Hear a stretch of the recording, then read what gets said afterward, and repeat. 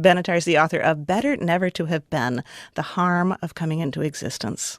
Steve Paulson wanted to know if he really means it. David, the dedication of your book almost reads like a Jonathan Swift satire. It says, "To my parents, even though they brought me into existence, and to my brothers, each of whose existence, although a harm to him, is a great benefit to the rest of us." But you're really serious about this idea, aren't you? That we'd be better off if we'd never been born? Absolutely. I'm completely serious. Why? There are many arguments, I think, for that conclusion. One of them is a more technical kind of argument. It's about an asymmetry between the good things in life and the bad things. I recognize that life contains both, in varying proportions for different people, but I think that there's a difference in that the bad things in life are a reason not to bring people into existence, whereas the good things in life are not a reason to bring them into existence. And that's because the absence of good things is only bad if there's somebody who's thereby deprived. So if there's nobody there who's missing out on pleasures, for example, or other good things in life, that's not something that's bad. And you're saying that, on the other hand, by definition, coming into life is bad because there will be pain? People will suffer pain? Yes. So then the effect of that is that so long as a life will contain some bad in it, there's a net harm to coming into existence. Now, I don't think that that argument by itself shows that it's wrong to have children, for example. I think it does show that it's a harm, but it might be a negligible harm. And that's why we come to my next argument, which is one about the relative balances of good and bad in a life. And there I think we tend to radically underestimate the amount of bad that there is. And so I point to ample psychological literature which shows that humans have this bias towards optimism, that they tend to underestimate the amount of bad there is in life. And then I go through various theories that say something about what it is for a life to be good. And I show how in all those theories, there's actually much more bad in our lives than we would like to think. Wait, so you're saying if you were to add up all the bad stuff in our lives and all the good stuff in our lives, the bad column would far outstrip the good column? Yes. Okay, you're gonna have to explain this. That's not obvious. It's not obvious, no. I think what we need to recognize here, though, is there are two different contexts in which you can make this calculation. The one is for somebody who already exists, and the other is for somebody who you're thinking about bringing into existence. Now, if you're speaking about somebody who already exists, that person has an interest in continuing to exist. And so if you're making a judgment about whether their life is worth continuing, you're going to need to have stronger defeater conditions. In other words, there's going to need to be stronger reasons to override the interest in continuing to exist. And that, I think, happens in situations where life has become so unbearable that euthanasia or assisted suicide or something of that kind is something we should think about. But my interest is not in that. It's in situations where we're contemplating bringing somebody into existence. Now, if somebody is not existing yet, and they may never exist, they have no interest in coming into existence. And so we don't need as much to defeat the harms that they will suffer. This is an argument, basically, never to have children. Yes. If you combine these arguments together, it's that we ought never to have children. And I know that's a radical idea, and I know that it violates every biological impulse that people have, but that's exactly why I think we need to step back, because those biological impulses are not necessarily rationally informed. They have deep evolutionary origins. They're certainly pre-rational. Beings that are not rational, beings that are not even sentient, have those drives in some form or another to reproduce. And I think we need to just step back and say, what's this all about? Is this all appropriate? Well, okay, let's step back then. What makes you say that the bad stuff outweighs the good stuff in our lives? There are lots of asymmetries between the good things and the bad things. So let me give you a thought experiment. Let's imagine that I could offer you an hour of the most sublime pleasures that you could imagine in exchange for 30 minutes of the most outrageous torture. Is that something that you would accept? No, I wouldn't. But then that's not my actual life. I mean, I hope I am not in a position where I would ever have to deal with that awful torture.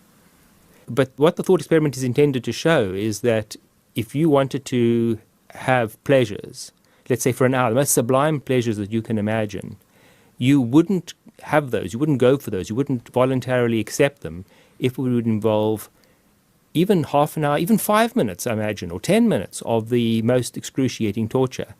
And what that suggests, I think, is that the worst pains are worse than the best pleasures are good. Okay, I would grant you that. You know, there is another argument that I would guess has deep philosophical roots and as well as religious roots, and that's that part of what life is about, part of what makes it meaningful, is that, yeah, there is suffering, but you got to go through it. And, you know, by dealing with it, but in a profound way, you will find more meaning. And you can often come out the other side of it. And actually life is richer at that point. Well, again, if that is true, that's true for existing people. So would we go out of our way now to create new people who can now have this suffering so that their lives can have meaning? If they don't exist, they don't need meaning in their lives. And if you take your argument too far, then it might in fact be an argument for inflicting suffering, because you'll say it's something to grapple with, to wrestle with, to give your life meaning. And that again sounds to me like a sort of indecent view. Okay, I want to come back to this question of whether to have children or not. Obviously, you're saying it's philosophically, it makes more sense not to have children. What about if someone's pregnant? Are you saying the fetus should be aborted? Well, it depends. So if you combine my view with certain views about fetal moral status, that is to say the moral status of a fetus, then it might imply that you ought to abort at the early stages of gestation.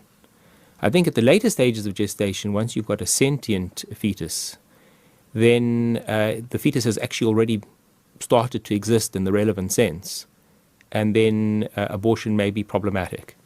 But if you're dealing with a pre-sentient fetus, and you say, well, look, in the relevant sense it hasn't begun existing, then this might imply that you ought to abort, that the morally preferable thing would be to abort. But that's a separate view from the antinatalist view. You have to combine antinatalism with some views of fetal moral status in order to generate what I call the pro-death view on abortion. It doesn't follow automatically. It has to be combined. I take it that you do not have any children yourself. That's a personal question, and I don't think the strength of my arguments should rest on whether I am a hypocrite or not. I think that's highly relevant. It sounds like maybe you do have children. No, I believe these are my own arguments, and I act on them. Wait, are you? So you won't answer the question then? Well, I don't have children, but I don't think that's whether I have children or not is relevant to the strength of the argument. Okay. No, I mean that. Thank you for answering. I mean, the reason why I'm resistant to answering it was I think people get distracted by a personal detail that I don't think is relevant. Okay. Would you describe yourself as, just personally, as more of an optimist or a pessimist? I don't think one can make those categorical statements, because I think there's some things that we have reason to be optimistic about. I have reason to be optimistic about my chances of surviving until tomorrow. I do not have good reasons to be optimistic about my chances of surviving to live to the age of 120 or 150. So I don't think one can just categorically describe oneself as an optimist or a pessimist. One has to ask, what are you optimistic or pessimistic about? And then ask whether optimism or pessimism in that area is warranted or not. Okay, let me rephrase the question slightly. Would you describe yourself generally as an upbeat person, as a happy person? Another one of those personal questions. That's right. Well, I think that's relevant. I mean, just because I'm not sure that you can deal with this at strictly a philosophical level. It seems that we're talking about quality of life, and there's something profoundly subjective about that. Well, I don't want to get too personal here, but perhaps I should just say that lots of people who know me have difficulty believing that I actually hold these views. But I do hold them. Okay, I'm going to ask another personal question because I think it is highly relevant here. Do you wish you had not been born? Would you rather not exist? Yes. I'd rather not have existed. That's different from would I rather be dead. Right. Does that do you think about that much? Yes. I think we all should. Now, some people might say that's crying over spilt milk, but there are prospective benefits to be gained here.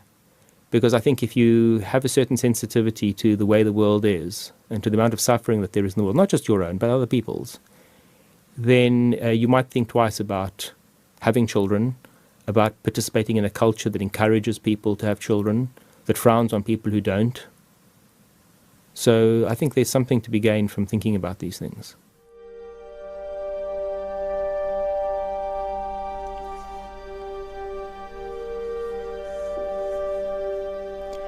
David Benatar is the author of Better Never to Have Been, The Harm of Coming into Existence. He talked with Steve Paulson.